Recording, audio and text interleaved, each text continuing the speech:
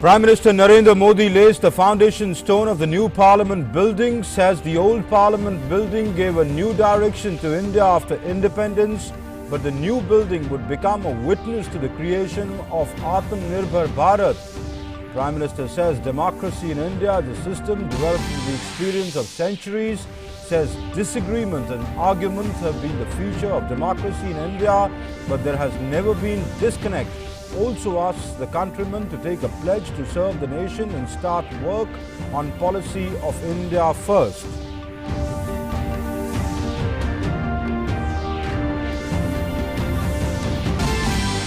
BJP President JP Nadda's convoy attacked in West Bengal. Stones hurled at the convoy en route Diamond Harbour.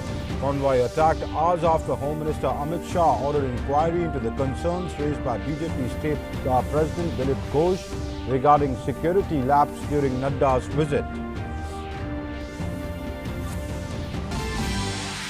Fifth phase of DDC elections in Jammu and Kashmir concludes. Polling conducted in 37 DDC constituencies in the fifth phase. Second and the final phase of Bodoland Territorial Council elections in Kokrajhar and Chirang districts of Assam in progress. Voting also underway in 5 districts of Kerala for the second phase of local body elections.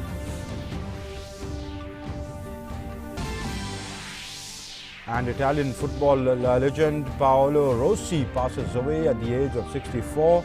The 1982 Ballon d'Or winner played an important role in Italy's successful 1982 World Cup campaign.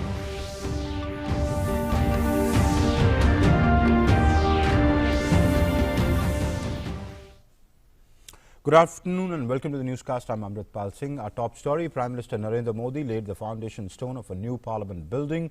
The new building is an intrinsic part of the vision of Atmanirbhar Bharat and will be a landmark opportunity to build a People's Parliament for the first time after independence. The new Parliament building will have high-quality acoustics and audiovisual facilities, improved and comfortable seating arrangements, effective and inclusive emergency evacuation procedures. The building will comply with the highest structural safety standards, including adherence to seismic zone 5 requirements, and is designed for ease of maintenance and operations.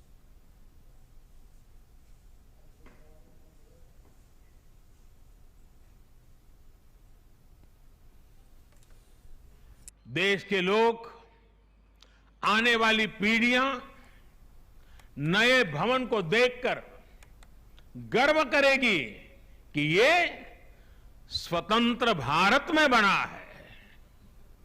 आजादी के 75 वर्ष का स्मरण करते हुए इसका निर्माण हुआ है।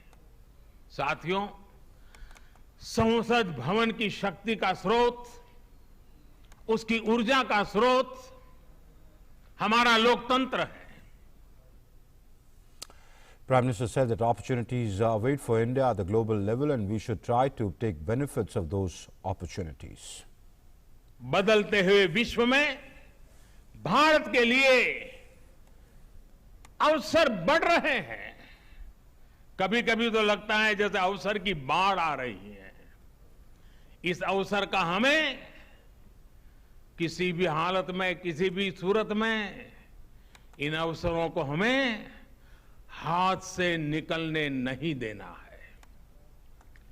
पिछली शताब्दी के अनुभवों ने हमें बहुत कुछ सिखाया है। उन अनुभवों से सीखे और उन अनुभवों की सीख हमें बार-बार याद दिला रही है कि अब समय नहीं गंवाना है, समय को साधना है।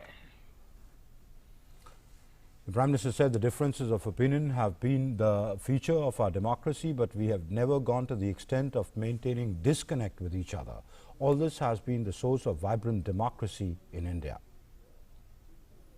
भारत में लोकतंत्र हमेशा से ही गवर्नेंस के साथ ही मतभेदों और विरोधाभासों को सुलझाने का महत्वपूर्ण माध्यम भी रहा है। अलग अलग विचार, अलग अलग दृष्टिकोण, ये सब बातें एक वाइब्रेंट डेमोक्रेसी को सशक्त करते हैं। डिफरेंसेस के लिए हमेशा जगह हो, लेकिन डिस्कनेक्ट कभी ना हो, इसी लक्ष्य को लेकर हमारा लोकतंत्र आगे बढ़ा है।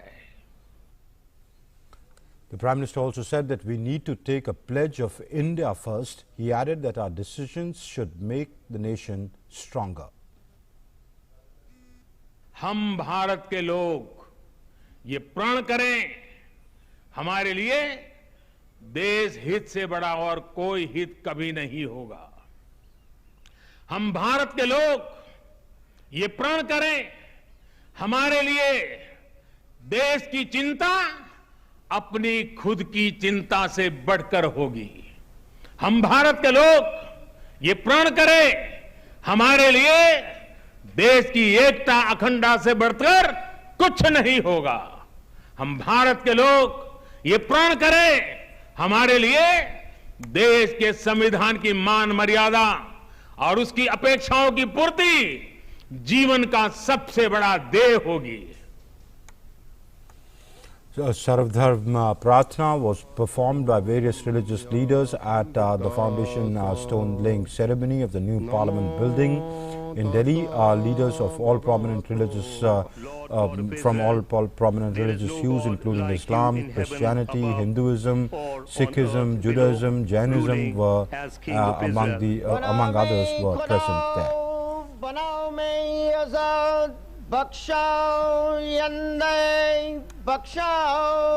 हे मेरे परमेश्वर, अपने सेवकों के हृदय को मिलाकर एक कर दे।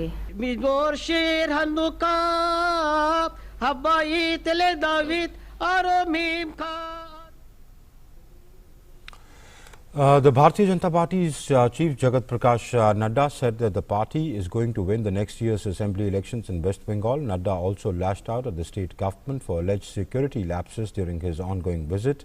His remarks came shortly after vehicles of the BJP leaders were stoned when they were going to attend an organizational meeting at Diamond Harbour in South 24 Parganas district. Stones were hurled at BJP President JP Nadda's convoy en route Diamond Harbour in West Bengal. Car of Dilip Ghosh was also vandalized. Home Minister Amit Shah took cognizance of the letter from BJP State President of West Bengal, Dilip Ghosh, which raised concerns about security of BJP President JP Nadda during his two-day visit to West Bengal. The Ministry of Home Affairs has sought a report from the West Bengal DGP and Chief Secretary.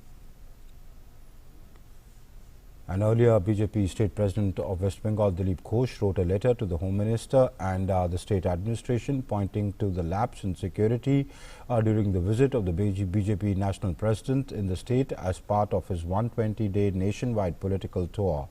Dilip Ghosh lashed out at the state government for deliberate absence of police during the events of JP Nadda in West Bengal. हर प्रकार से कानून व्यवस्था कहीं नहीं है और जबरदस्ती गुंडागर्दी का एकदम सर्वोच्च स्तर पर पहुंच गया यहाँ, और सरकार सब जानते हुए चुप रहता है। कल यहाँ माननीय नड्डा जी का जो कार्यक्रम था शहर में, वहाँ वेस्ट बंगाल पुलिस का कहीं उपस्थिति नहीं थी। सुरक्षा में बहुत बड़ी चूक हुई है, इसलिए मैंने देश के गृह मंत्री जी को चिट्ठी लिखा है, यहाँ के प्रशासन को चिट्ठी लिखा है। आज डायमंड हार्बर में जहाँ जा रहे हैं वहाँ भी उत्पात मचाने का वो लोग योजना बना कर रखे हैं, तो वहाँ की एसपी को भी मैंने पत्र लिख करके सारे व्यवस्था बताया है।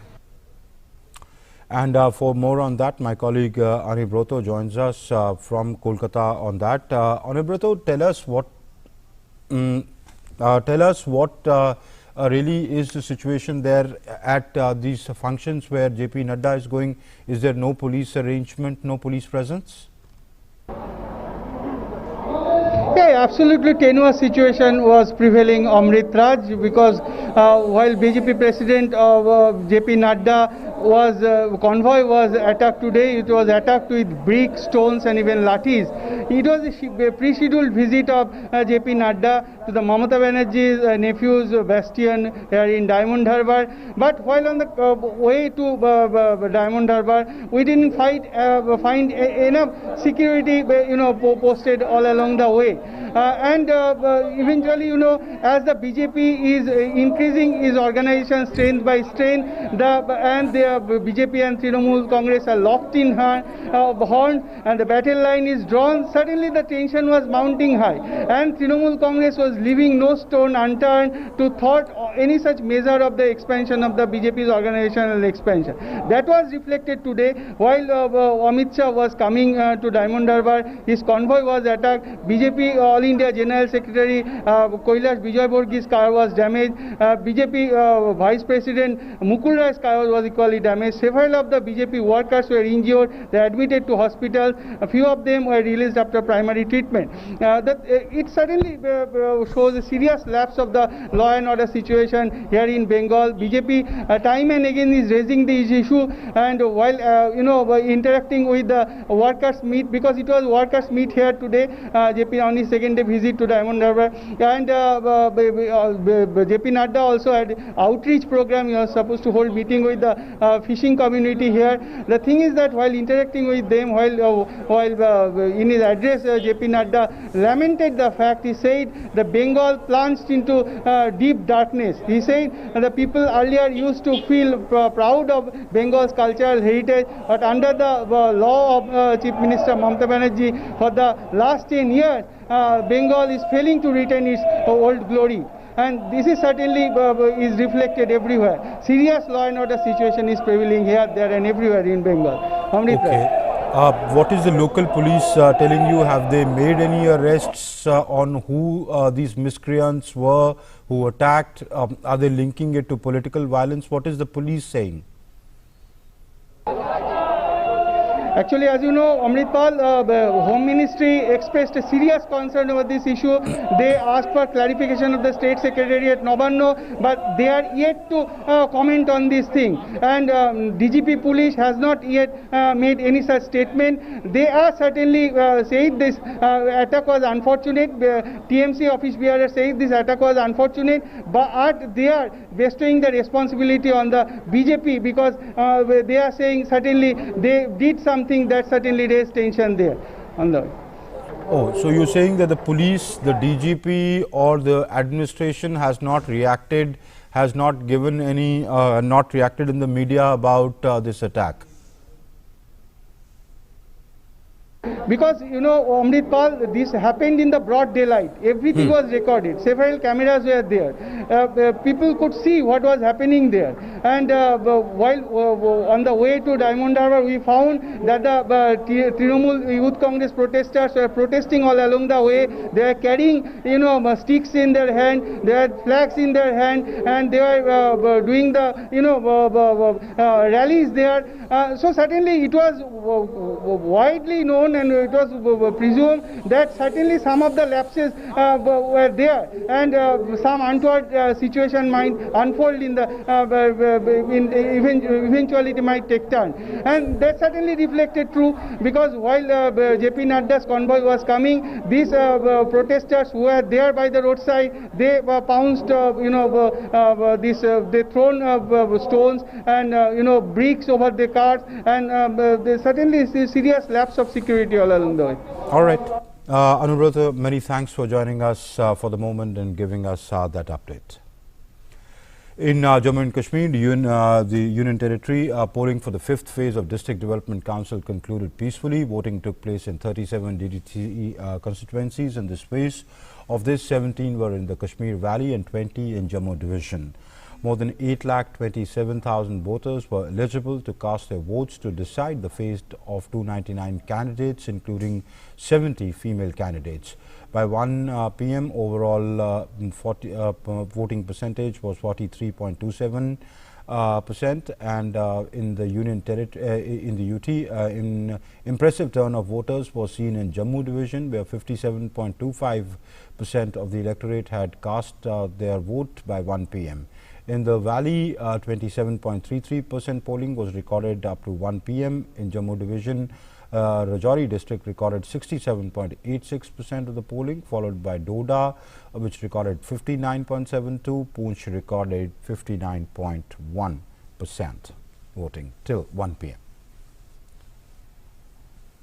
And voting for the second phase of Bodoland Territorial Council elections in 12 constituencies under Kokrajhar and 7 constituencies in the Chirang district is also being held today. In Kokrajhar, over 10.53 lakh voters will decide the fate of 70 candidates in 506 polling stations. In Chirang district, total of over 3.68 lakh voters will decide the fate of 34 candidates. Following the COVID guidelines, the polling stations were sanitized, while masks and hand sanitizers have been kept in each polling station. The first phase of elections in 21 constituencies under Odalguri and Baksa district went off peacefully on the 7th of December, where overall 77.21% voters exercised their franchise. 241 candidates are in the poll fray across 40 constituencies for the council elections this time. Counting will be held on the 12th of December. After phase 1 local body elections in 5 districts, which witnessed good turnout of 72.67%, voting is underway across 5 more districts in the second phase today. Elections are being held in Kottayam, Ernakulam, Thrissur, Palakkad and Wayanad today. The third and the final phase of voting would take place on the 14th of December in Malappuram, Kozhikode, Kannur and Kasaragod districts in northern Kerala. Special arrangements are also in place to ensure voting by COVID patients and quarantined people. The election is witnessing tight fight between the 3 alliances, that's the Left Front, the Congress-led UDF and the NDA. The issues are being debated on poll ground and are from local issues to the recent gold smuggling cases. Results will be declared on the 16th of December. Let's now take a look at the update on COVID-19 from across the country. Well, 37,725 recoveries were recorded yesterday, taking the cumulative total of recovered patients to 92,53,306. With this, the recovery rate currently stands at 94.74%. India's 3-pronged strategy of test, trace and treat is proving to be a success. The fatality rate has dropped to 1.45%, with 1,41,772 deaths recorded so far. The number of active COVID-19 cases in India stands at 3,72,293, which is 3.81% of the total cases reported so far. Environment Minister Prakash Javadekar expressed concern with high level of pollution in Delhi. Prakash Javadekar said that the CPCB has issued an order to all agencies involved in combating pollution levels in Delhi NCR. The minister has urged all concerned authorities to mitigate the dust emanation. CPCB has issued an order to all the agencies concerned in construction and demolition, be it Industrial Corporation of Delhi Government, be it Jal Board of Delhi Government, be it PWD of Delhi Government, or CPWD or DDA or central agencies like NHAI, all must do ensure that dust doesn't go into air and dust management is better. The treasure trove of Tiger has added grandeur and immense importance to the Manas National Park in Assam, with its vast swath of lush green, picturesque forest landscape capping up with the Himalayas at the background. Exhibiting an excellent conservation model, Manas National Park in Assam has witnessed a 3-fold increase in its tiger population in the last 10 years.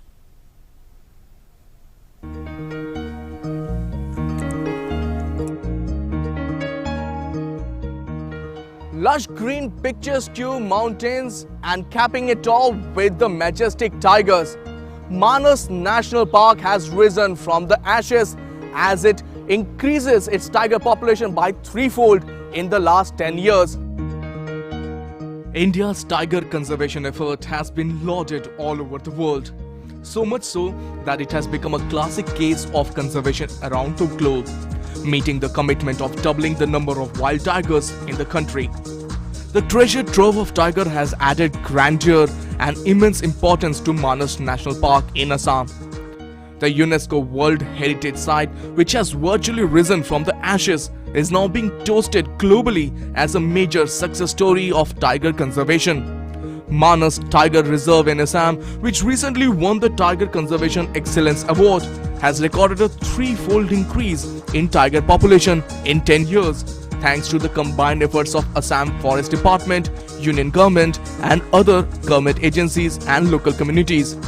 The primary reason for this achievement is smart patrolling, which includes Android-based monitoring software M-Stripes. The tiger population now includes 26 adults and 4 cubs. The way to this award was not easy and has been possible only through relentless efforts in overcoming challenges of the past and bringing it to the present state. Today, this award has inspired and motivated us to carry forward with our selfless conservation efforts with more enthusiasm in the future. The happy story in Manas extends to rhinos as well. Its population has increased to 44 from 0 in 2002 due to the extremist movement in Bodoland. Manas also provides habitat to 22 of India's most threatened species of mammals. This includes 1034 elephants, 12 clouded leopards, 5 black panthers, 400 golden langurs, 502 wild buffaloes and 706 Indian bison. In fact, the park has bagged the first ever international award for conservation excellence. The award has been jointly conferred on Manas National Park and its Bhutanese counterpart, the Royal Manas National Park. The usage of the latest techniques like M-Stripes and giving the local communities a sense of belonging in the conservation efforts has been one of the success stories of the Manas National Park. They have become a shining example of the conservation efforts of tigers in the country. With camera person Sumit, this is Tapush Bhattacharya, DD India. And that's it then in this newscast. Thanks for watching. Namaskar.